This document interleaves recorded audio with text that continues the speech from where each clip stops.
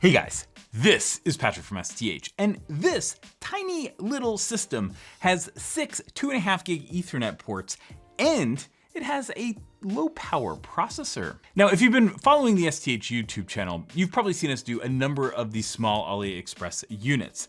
This is the brand new Elkhart Lake unit, and that I think has a lot of people excited. This is a new, J series Celeron. It's, a new processor. So is this any good? And that's a question that, I think I have some interesting answers to, especially when we get to a platform level. This is definitely completely different than I thought the system was going to be when we actually ordered it and when it arrived. And I think that we have a lot to unpack on this one, and so I'm very excited to kind of show you this. We're also going to have a different recommendation than we've had on some of the recent ones in terms of turning this into either a bare metal pfSense or OPNsense, OpenWRT type of router firewall device, or using this as something that's more of a virtualized device with something like Proxmox. And real quick, this unit is being sponsored by the STH YouTube members. So if you want to support us with going out on AliExpress and buying more of these units so you can actually see what they look like before you order, or if you're just wondering what do these things even look like, well, you can go down below and you'll see that there's a join feature, and you can use that join feature to help us kind of get a little revenue so we can go buy these things. With that, the basic game plan is that we're going to look at the hardware, then we're going to talk about the performance, we're going to show you the power consumption. This is a fanless unit, so there's not really any noise. But then I also want to talk about my key lessons learned and who I think this is for versus some of the other systems that we've looked at. With that, let's get to the hardware. Okay, so the first thing I want to get to is the front of this unit. Now, you might be thinking that, hey Patrick, why would you even want to look at the front of this unit? Aren't they all basically the same? And this one has some different features that we have not seen before, and also some that we have. You'll see that we have 4 USB ports, we have 2 USB 2 and 2 USB 3 ports. Again, if you're going to use something like a tiny pilot and do remote media mounting, you definitely want to be using the USB 3 ports, because most likely you'll experience some issues if you try using USB 2 ports for that. However, if you just go hook up a keyboard mouse, those are the USB 2 ports. Another pretty standard feature on these is that we get the HDMI port. Some of the older units actually had VGA ports, but I like the fact that the newer ones have HDMI ports. I know people are going to have wildly different views on what they would like to see in terms of video output, but I think that most people these days have access to an HDMI TV, and so this I feel like is pretty darn easy to be able to go and just hook up to something pretty easily. So I do like the fact that these are HDMI now. And because there is an integrated GPU in this, you could actually run a 4K display off of this little firewall, although I don't really know if that's something you'd really want to do. One of the newer features is that this has a serial console port. Older units didn't have a console, and a lot of people, when they run firewalls, they don't like to have out-of-band management because that's another attack surface or security surface. So instead, just having something easy like a serial console port is what we tend to, a lot of the networking folks really like, and so this newer generation has that, which I like in this. But then things get a little bit more interesting because there's a reset button that you pretty much need like a paperclip or something to go and hit, but that's not the weirdest thing by far. So let me just kind of point you to the power button, right? And so if you look at the power button, which is right here, hopefully we'll have some B-roll on this, but the power button's upside down. And so I just kind of think that that's funny, and that's just how it was installed when it got to us. But that's not the only power button that you see on here, because there's also an on-off button on this side, but it's not really an on-off button. They instead decided to have like a dip switch type of setup that's recessed. So it's an absolute pain to get to. I don't really know why you would want something like this, but that is there. We haven't really used it. Okay, now moving to the other side of the chassis, this is where we get the really exciting part, right? We get the 6 2.5 gig Ethernet ports. These are Intel i226V ports, which means that they're the newer generation. So we've seen these before with the i225Vs. This is kind of the update which is the i226. The big thing here though is that you do not get the same compatibility between the i225 and i226. They are different NICs and drivers and stuff. So there are OSs that we'll talk about later that don't work out of the box with these, but they do work out of the box with the older i225 versions. Just something to keep in mind right now. That of course goes away over time, but I would assume that if you're buying a $200-something box, you probably want to use it right away and not care about this kind of stuff. The next thing I want to talk about is just the chassis. So this is the larger chassis. Even though this is a relatively low power CPU, this is probably the larger chassis format that we've seen on these units, which I really like. You know, I know folks do like the smaller ones just because, well, they're smaller and lighter, but these things tend to cool a little bit better. Just giving you some idea, at idle, this thing, the SoC on here will run at something like 3940 Celsius, so it's definitely not too bad at all. And I think that the larger chassis has a lot to do with that. Now, I will note that some folks have gotten these units, especially previous gens, where they've seen things where, like, for example, there's no thermal interface material between the CPU and the chassis, so the CPU just kind of heats up nonstop. And so we have a big forum thread on that. We'll link that in the description so you can go check it out. But you know, if that's the case, you can usually go in and do a little modification and make these things work pretty well. This one actually had pretty good thermal interface, so we got pretty cool temps with the big case and the low power processor. So I did like that a lot. Moving to the bottom of the unit, we do see the newer design. And so with the older systems, what you'd have is a lot more kind of flat and solid bottom. The newer systems have more perforations, and they have things like space for a 40mm fan. So if you did want to put a fan in here, you could go do that. The other feature though that you can put onto the bottom of this is you can actually put a 2.5-inch SSD. I would advise against that because that covers up a lot of these holes and really restricts the airflow while it's also adding that heat source. So in these types of just fanless systems, the general rule of thumb that you want to think about is, how do I minimize the heat that I'm generating and maximize the ability to dissipate that heat? And so adding a 2.5-inch hard drive, you can mount it to this bottom, but at the same time, it defeats the purpose of a fanless system like this. Okay, so getting in the system is super easy, and you basically have four screws, and then once you have those 4 screws done, the bottom just kind of pops off and you kind of see those perforations hopefully a little bit better. And then inside the system, we get something that is actually quite different from what we've seen in some of the previous generations. I'm gonna go over some of those changes as well. And so, you know, the first thing that is you know, immediately should strike out to you is that there are 2 SODIMM slots. And so you can put, you know, up to 2 SODIMMs. A lot of these units, when you purchase them pre-configured with memory and storage, will only come with 1 DIMM. That helps reduce cost, but also reduce power consumption. And that's typically why you see only 1 DIMM. We ordered this unit with both memory and storage just because, well, number one, we have the STH YouTube memberships, which is helping to pay for this, but also I just kind of want to show you folks like what you get with these. In this unit, you get a Vaseky or something, VASEKY, memory and SSD. So you don't necessarily get the name brands that you would get in if you were to go build something and buy like these components on Amazon. The other thing though that is kind of interesting with this is really the storage and expansion. Now, in a lot of the units that we've been seeing recently, you'll see things like, you'll see a lot of M.2, and M.2 has become a lot more popular. We saw some like MPCIe and stuff like that back in earlier in 2022, but then as the year moved on and we went through generation and generation of these things, we started to see a big migration towards the M.2 form factors. This is kind of a regression in that way because we have an M-SATA SSD here, which is not as cool.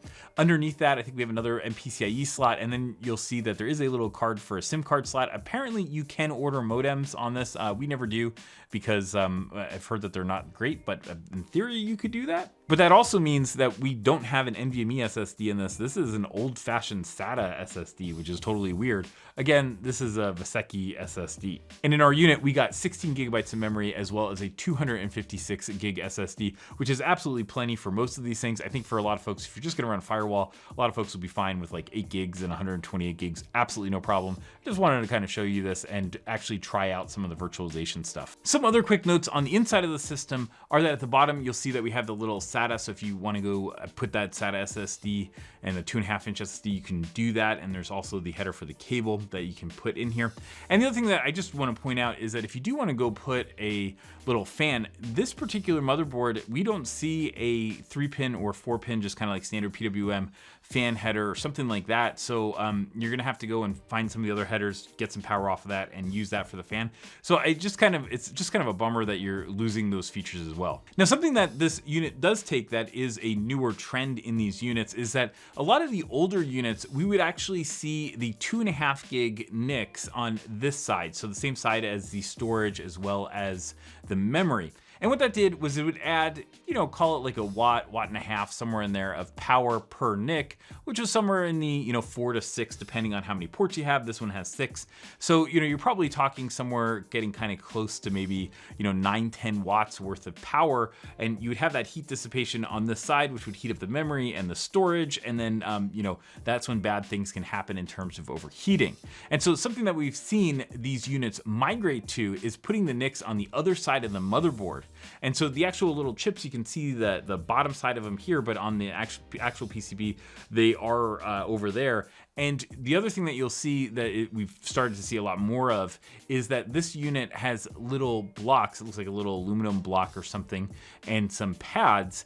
And you'll see that that is how they're doing the thermal transfer between the NICs to the chassis to kind of make sure that those stay cool. These Intel i226 NICs are definitely not the hottest NICs out there by any means, but at the same time, it is nice that because there's 6 of them, that there is some thought done to cooling. Something I did notice is that the pads were there, they worked, but they were a little bit sloppy in terms of how they were, put into our system. And so I just think that this is a theme where every once in a while you see these little quality burps from the manufacturers in China. The good news is though that the CPU itself did have a nice interface between the CPU and the chassis using a little copper block. That means that we are getting a cool CPU in the system, which is absolutely nice to see.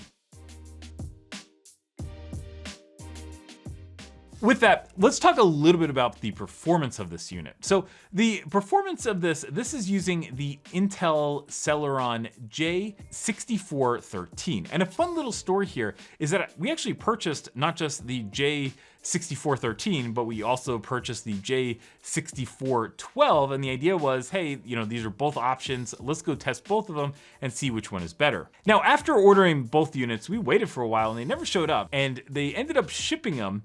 And then a day or two later, they responded and said, hey, sorry that these things were late, but we're gonna upgrade your J6412 to a 6413. And so we ended up getting 2 units that were exactly the same. So that was not overly helpful, for being honest. But it was a nice gesture. I understand why they did it. And my theory going into it was that the 12 model would just not be that much slower than the 13, although we don't actually have that to test. What we do have to test though is this versus a lot of the other options in the market, because the dominant architecture, dominant CPU in this space right now is the Intel Celeron N5105. Now there's a 6005, which is also very good. And we just looked at a really cool R86S system that I think is awesome, and that uses the N6005 in that one. There is also a N5095, but I think that is definitely just not really worth taking a little bit lower performance and having that extra power consumption. I just don't think that that's a good trade-off, especially just to save a couple dollars. But then the question was, how does the J6413 compare to that N5105? And the answer is that realistically, they are very, very close. In the majority of workloads we saw, we actually got a little bit better results with the N5105. And there are other things, if you look at ARC and you kind of just scroll down, you'll see a couple other things where the N5105 is probably a higher end chip, but at the same time, just kind of raw CPU performance, they are pretty darn close. I think the N6005 is a nice little speed step above this, and it is also considerably faster than the previous generation that we saw, which was the J4125 or 4215. But the J6413 is also a lot faster, and you'll see a lot of benchmarks that the vendors are showing. They're saying it's a lot faster than the previous gen, which was the J4125. And that was actually one of the first systems that we looked at in this little AliExpress mini PC series. And this is definitely a lot faster than the previous gen. So gen on gen, this one is definitely faster, but I wouldn't necessarily get the J6413 over an N5105. My top pick is still the N5105. Okay, so let's talk a little bit about power consumption. I brought the power meter here so we can see what the power consumption is. But first thing is just the fact that this one came with the newer light-on power supply. The light-on power supply we found is more efficient than the older replacement AC adapters that these used to come from. This is definitely a step up in that direction. Okay, and then what we're gonna do is we're gonna plug this in real quick. I just wanna kind of show you what the power consumption is of this unit. And so you're gonna see that this is starting up now We have the little starting boot. You can hear that there's no noise. Okay, so this is now booted into the OS, and you see that with this configuration, we're hovering just below 12 watts, which is not too bad. It's definitely not the best we've seen, but also not bad. I'm gonna go plug a Ethernet cable in just to kind of show you what the power consumption impact is of a 2.5 gig network connection. And what you'll see is that it incrementally added another about half a watt or so. And sometimes if you have a really like crazy long cable, that can go up a bit as well, just telling you. And then the other side to it is that you can also put up to and connect up to 6 of these ports. And so just kind of think about another, maybe watt to maybe half a watt per port times 6. Okay, so now what we're doing is we have one NIC connected, and then I'm just running Geekbench just to kind of show you. So you're gonna see that we should get up to about 14, 15 watts. So we add in the single threaded performance side, we're gonna add, something somewhere around maybe a 2 to 3 watt bump. Okay, now we're in the part of the benchmarks where we're starting to get into those multi-threaded workloads. And here we're getting in the 20 to 21 watt range using all 4 cores. So I think the right way to think of the power consumption of this is probably at the low end, you're probably talking 11, 12 watts. At the higher end, you're probably talking 20 to 22 watts.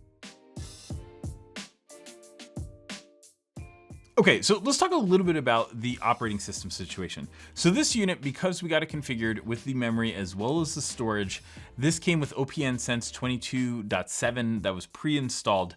That's important. A lot of these units will come with either OPNsense or pfSense. pfSense used to be the dominant one that we would see, although we did recently see a system, that R86S with OpenWRT with it. But now we're seeing OPNsense because that has support for the Intel i226 NICs out of the box. pfSense 2.6 does not out of the box. It will have it in 2.7. We're just kind of waiting for that to actually release as we're recording this video. Hopefully it doesn't come out between now and then, because then people will be like, what the heck? But the key thing here is that if you're gonna run it as a firewall or a router, you have options between OpenWRT, OPNsense, or pfSense. We also did an Ubuntu desktop 22.04 installation. That worked, of course, no problem.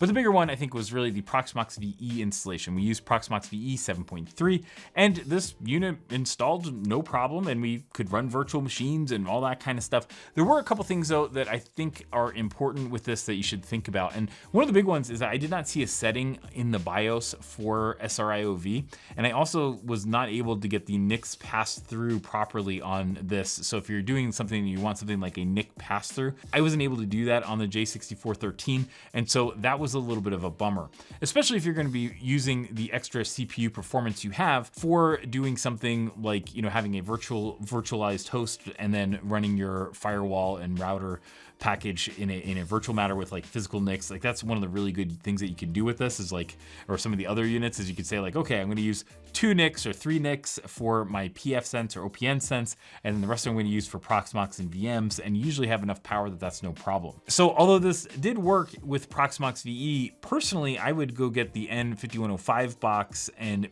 use that with Proxmox if I really wanted a virtualized firewall router. I think that this one is probably better as a bare metal one. Now, the good news, of course, on the bare metal pfSense and OPNsense, OpenWRT side, is that we had absolutely no problem taking like pairs of these and saying like, LAN, WAN, LAN, WAN, LAN, WAN, and then going and running just traffic through them. This actually has enough performance that running 2.5 gigs per second through pairs like that is no problem. What you will see is that you definitely can run some firewall rules, but if you start doing things like deep packet inspection and stuff like that on here, and you really kind of get into the bigger security aspects and bigger security features of those packages, that's where the CPU performance is just not enough. And frankly, that kind of makes sense, right? Like on a $200-something box, you can do some things, but you can't do everything. We have looked at these where you have the Core i7s, and those clearly have enough performance. Also the Ryzen's, the Ryzen box that we looked at, that has enough performance to do pretty much whatever you want.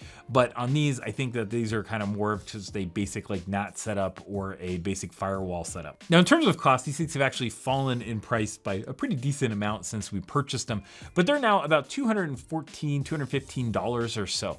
When you compare that to the N5105 from the same vendor, a pretty similar setup with 6 NICs, what you'll see is that that tends to carry a $8 to $10 premium. I mentioned earlier that we ordered the J6413 as well. Now that one tends to have a $8 to $10 discount compared to the 13. I personally think that if you're going for absolutely lowest dollar, I think that that makes sense, but I tend to say just I would get the 13. Okay, so with all of these, we have key lessons learned, and I would say we definitely learned a couple things with this box. Now, the first thing, I really like the fact that you get these 6 Intel i226 NICs. That gives you 6 2.5 gig Ethernet ports. That is plenty for a lot of folks, and I think that is a great configuration. Price-wise, in that $220, $225 range, I think that's about right for something like this. But still, I do look back at the N5105 ones that we have, and when we see things like we have VTD as an option, which we don't have here. We see like SRIOV as an option on a lot of those, and we don't see that here. I just personally feel like I would prefer to have the N5105, even if it would cost a couple dollars more, if it was about the same price, which they are. So I don't necessarily think that I feel like I got upgraded with the new Elkhart Lake processors versus the older ones, although they came out basically at the same time. So when it comes to my key lessons learned, I think that there are pretty much 2 of them. The first one, I think, is that the N5105 units, because they're starting to use things like M.2 or more M.2, they have a processor that has some interesting features as well as just 4 cores. I personally think that that is the better option in general. At the same time though, I have to say that this unit has worked flawlessly. Even we've been running Proxmox on it and not being able to pass through the NICs, but just kind of using virtualization. And still, even with that, this unit has been rock solid for us. I think that the build quality on this unit is much better than some of the ones that we saw earlier this year. And so overall, I would say this is definitely one that I'm pretty happy with. It's just, I think that the N5105 is probably better. I also think though that if you were to purchase this unit and you just wanted a bare metal firewall and you're just like, hey, I'm gonna get it pre-configured, I'm not gonna touch anything, I'm just gonna, hey, maybe you want the OPNsense already installed, I don't know. But if that were the case and you're just like the easiest buyer in the world, I think you'd be really happy with this unit, right? This is definitely a nice unit. It's just, I think that having reviewed so many of them, we have just that little bit of context to kind of talk about what's a little bit better in some of these versus others. Hey guys, I hope you like this look at this little tiny 6 2.5 gig Ethernet box. This is definitely a really cool one, and it's one that we've gotten a lot of requests for to look at the J6413. And now that we've done it, I could say, well, we've done it. I don't necessarily know if I love it, but we have looked at it. And hey, if you did like this video, well, if you could give this video a like, click subscribe, and turn on those notifications so you can see whenever we come out with great new videos, that'd be awesome. Thanks so much and have an awesome day.